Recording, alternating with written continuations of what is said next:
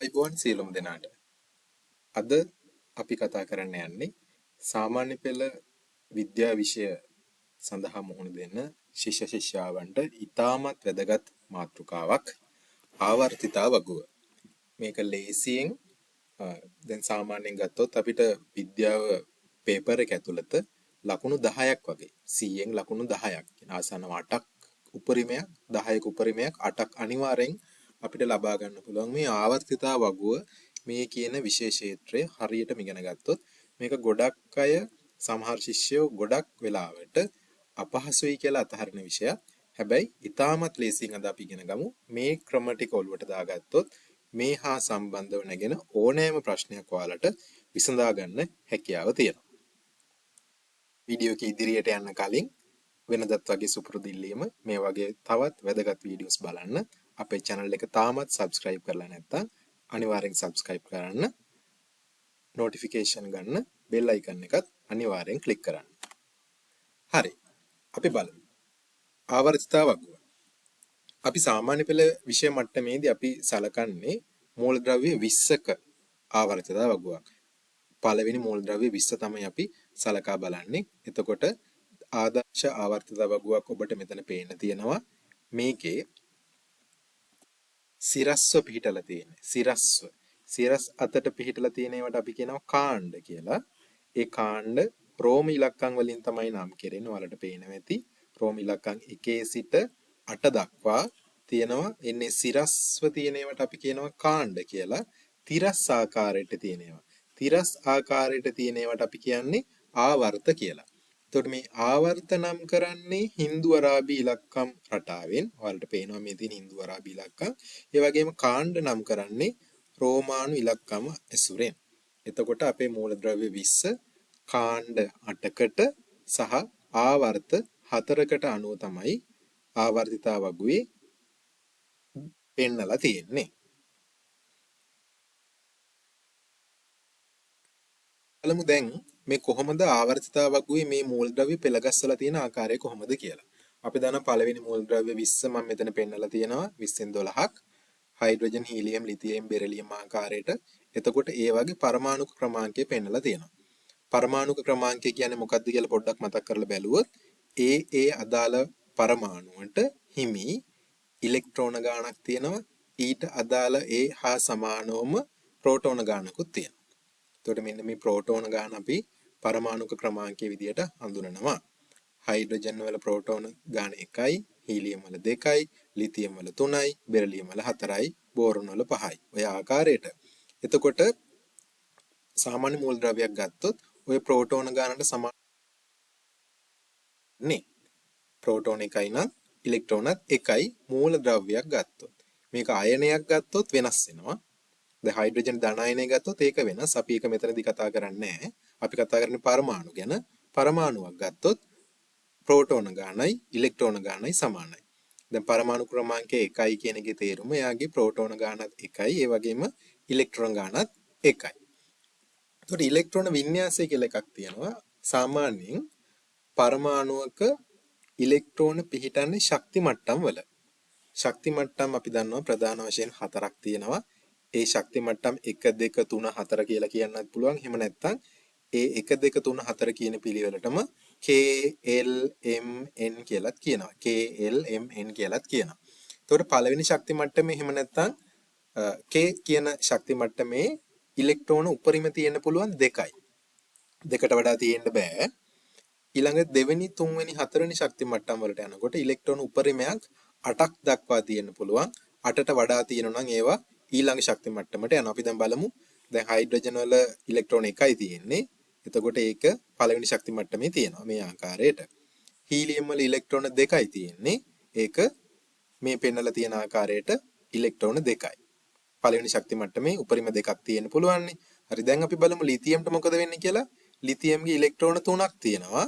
එතකොට ඉලෙක්ට්‍රෝන 2න් 3න් අපි දන්නවා පළවෙනි ශක්ති මට්ටමේ උපරිම තියෙන්න පුළුවන් දෙකක්. ඒ නිසා පළවෙනි ශක්ති මට්ටමේ උපරිමය දෙන්නෙක් පුරවලා තියෙනවා. දැන් තව එකක් ඉතුරු වෙන්නේ. ඒ ඉතුරු එක කාගාවටද යන්නේ? දෙවෙනි ශක්ති මට්ටමට L ගාවට යනවා. අපි ටිකක් වැඩි ඉලෙක්ට්‍රෝන සංඛ්‍යාව තියෙන කෙනෙක් බලමු මැග්නීසියම්. මැග්නීසියම් ඉලෙක්ට්‍රෝන 12යි. එතකොට ඉලෙක්ට්‍රෝන 12න් ඉලෙක්ට්‍රෝන දෙකක් උපරිම තියාගන්න පුළුවන් පළවෙනි ශක්ති මට්ටමේනේ. හරි. එතකොට දෙකක් ගියාම තව ඉතුරුයි 10ක්. ඒ 10 ඊළඟ ශක්ති මට්ටමට යනවා. හැබැයි ඒ ශක්ති මට්ටමේ උපරිම තියාගන්න පුළුවන් කීයද? 8යි. හරි 2යි 8යි 10යි. තව කීයක් ඉතුරුද? දෙකක් ඉතුරුයි. ඒ දෙක ඊළඟ ශක්ති මට්ටමට යනවා. තුන්වෙනි ශක්ති මට්ටමට යනවා. ඒ විදිහට තමයි මැග්නීසියම්ගේ ඉලෙක්ට්‍රෝන වින්‍යාසය 2 8 2 කියලා සකස් වෙන්නේ. එතකොට අපි බැලුවොත් කිසියම් මූල ද්‍රව්‍යයක් ආවර්තිතාවගුවේ මොන ආවර්තයටද අඩංගු වෙන්නේ කියලා ඒක හරිම සරල තර්කයක් තියෙන්නේ. මොකක් හරි පරමාණුවක ඉලෙක්ට්‍රෝන ශක්ති මට්ටම් කීයක පිහිටලා තියෙනවද කියන එක මත පදනම් වෙලා තමයි ආවර්තය තීරණය වෙන්නේ. දැන් බලන්න පළමු ශක්ති මට්ටමේ විතරක් තියෙන ඉලෙක්ට්‍රෝන මොන හරි පරමාණු තියෙනවා නම් ඒක අයිති වෙන්නේ පළවෙනි ආවර්තයට. පළමු හා දෙවෙනි ශක්ති මට්ටම් වල පමණක් ඉලෙක්ට්‍රෝන පවතින කිසියම් මූල ද්‍රව්‍යයක් තියෙනවා නම් එයා අයිති වෙන්නේ දෙවෙනි ආවර්තයට. ඒ වගේම ශක්ති මට්ටම් තුනකම ඉලෙක්ට්‍රෝන පිහිටලා තියෙනවා නම් ඒ මූල ද්‍රව්‍ය තුන්වෙනි ආවර්තයටත්, ශක්ති මට්ටම් හතරකම ඉලෙක්ට්‍රෝන තියෙනවා නම් එයා හතරවෙනි ආවර්තයටත් අයිති. දැන් බලන්න හයිඩ්‍රජන් සහ හීලියම් වල ඉලෙක්ට්‍රෝන තියෙන්නේ ශක්ති මට්ටම් එකක විතරයි. ඒ නිසා එයා පළවෙනි ආවර්තේ. දැන් ඊළඟ කණ්ඩායම් බලන්න lithium, beryllium, boron, carbon, nitrogen, oxygen, fluorine, neon. ඒ කට්ටියගේ ඉලෙක්ට්‍රෝන තියෙනවා ශක්ති මට්ටම් කීයකද? මේ 2 1 2 2 2 3 2 4 ශක්ති මට්ටම් දෙකක තියෙනවා. ඒ නිසා ඒ කණ්ඩායමයි වෙන්නේ දෙවෙනි ආවර්තයට. ඊළඟට බලන්න sodium, magnesium, aluminium, sync, phosphorus, sulphur, chlorine, argon එයාලගේ ඉලෙක්ට්‍රෝන තියෙනවා ශක්ති මට්ටම් 3ක. මේ පේනවනේ 2 8 2 2 8 3. ඒ නිසා මෙයාලා අයිති වෙන්නේ තුන්වෙනි ආවර්තයට. පොටෑසියම් සහ කැල්සියම් කියන මූලද්‍රව්‍ය දෙකේ ඉලෙක්ට්‍රෝන වින්‍යාසය ගත්තොත් ශක්ති මට්ටම් 4ක් පුරාවට ඉලෙක්ට්‍රෝන ගිහිල්ලා තියෙනවා. එතකොට ශක්ති මට්ටම් 4ක ඉලෙක්ට්‍රෝන තියෙන නිසා ඒ කණ්ඩායම අයිති වෙන්නේ 4වෙනි ආවර්තයට. පැහැදිලි. ඊළඟට අපි සලකා බැලුවොත් කොහොමද මූලද්‍රව්‍ය පරමාණුවක් අයිති වෙන කාණ්ඩය තීරණය කරන්නේ කියලා. දැන් ආවර්තය තීරණය කරේ ඉලෙක්ට්‍රෝන ශක්ති මට්ටම් කීයක තියෙනවද කියන එකෙන්. කාණ්ඩය තීරණය කරන්නේ අවසාන ශක්ති මට්ටමේ ඉලෙක්ට්‍රෝන කීයක් තියෙනවද කියන එක පදනම් කරගෙන. අවසාන ශක්ති මට්ටමේ ඉලෙක්ට්‍රෝන කීයක් තියෙනවද පදනම් කරගෙන. එතකොට අවසාන මට්ටමේ ඉලෙක්ට්‍රෝන 1යි නම් තියෙන්නේ එයා පළවෙනි කාණ්ඩයට. අවසාන ශක්ති මට්ටමේ ඉලෙක්ට්‍රෝන 2යි නම් ඒ මූලද්‍රව්‍ය දෙවෙනි කාණ්ඩයේ, 3යි නම් තුන්වෙනි කාණ්ඩයේ, ඔය ආකාරයට 6යි නම් 6වෙනි කාණ්ඩයේ, 7යි නම් 7වෙනි කාණ්ඩයේ, 8යි නම් 8වෙනි කාණ්ඩයේ. 8වෙනි කාණ්ඩය වෙනුවට මේක අපි බිඳුව කියලා පෙන්නනවා. සාමාන්‍යයෙන් 8වෙනි කාණ්ඩය කියලා තමයි රෝම ඉලක්කම් වලින් පෙන්වන්නේ.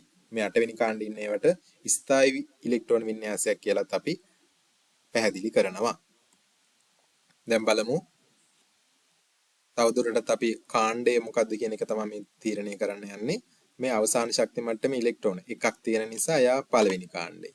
දෙකක් තියෙන නිසා. දැන් මෙතන බලන්න දැන් දෙකක් තියෙනවා කියලා එයා දෙවෙනි කාණ්ඩයට අයිති උනේ නැහැ. එතනදී මොකද පළවෙනි ශක්ති මට්ටමේ ඉලෙක්ට්‍රෝන උපරිම 2යිනේ තියාගන්න පුළුවන්. නේද?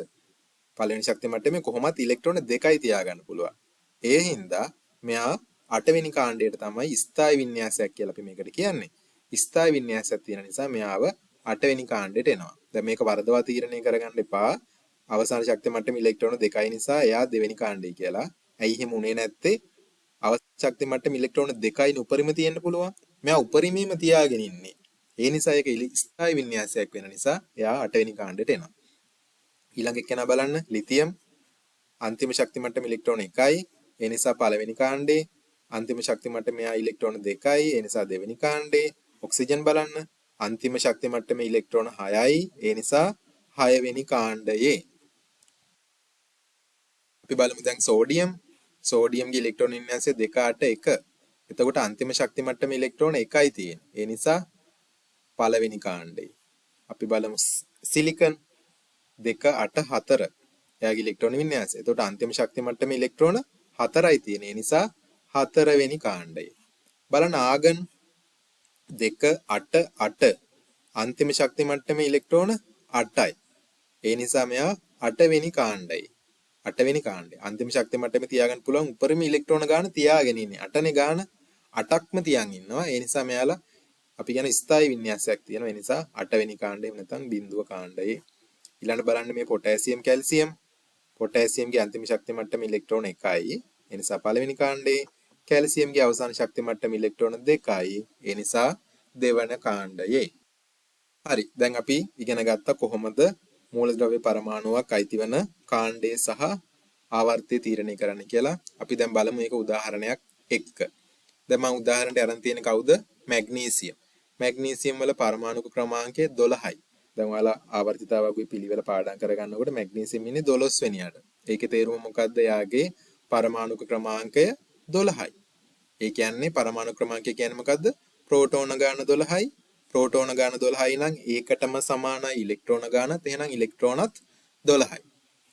දැන් බලන්න මේ ඉලෙක්ට්‍රෝන පිහිටලා තියෙන විදිහ. පළවෙනි ශක්ති මට්ටමේ තියාගන්න පුළුවන් උපරිම කීයක්ද? 12ක් හිටියට 2යි. තව කීයක් ඉතුරුද? 12න් 2ක් ගියාම 10ක් ඉතුරුයි. එතකොට ඊළඟ ශක්ති මට්ටමට ඒක යනවා. හැබැයි 10ක් ගියාට දෙවෙනි ශක්ති මට්ටමට 10ම තියාගන්න බෑ. ඇයි? උපරිම තියාගන්න පුළුවන් 8යි. ඒ නිසා මේ 10න් 8ක් තියාගත්තා. දැන් 2යි 8යි 10යි. හැබැයි 12ක් හිටියානේ. ඉලෙක්ට්‍රෝන නේද? ඒ නිසා තව 2ක් ඉතුරුයි. ඒ ඉතුරු දෙක කාගාවටද යන්නේ? තුන්වෙනි ශක්ති මට්ටම ගාවට යනවා. තුන්වෙනි ශක්ති මට්ටම ගාවට යනවා. හරි.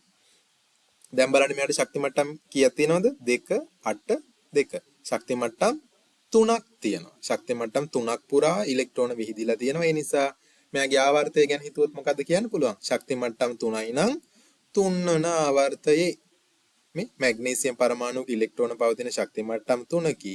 එම නිසා අය 3 වන ආවර්තයේ මූලද්‍රව්‍යයක්. හරි. දැන් බලමු කාණ්ඩය කොහොමද තීරණය කරන්නේ?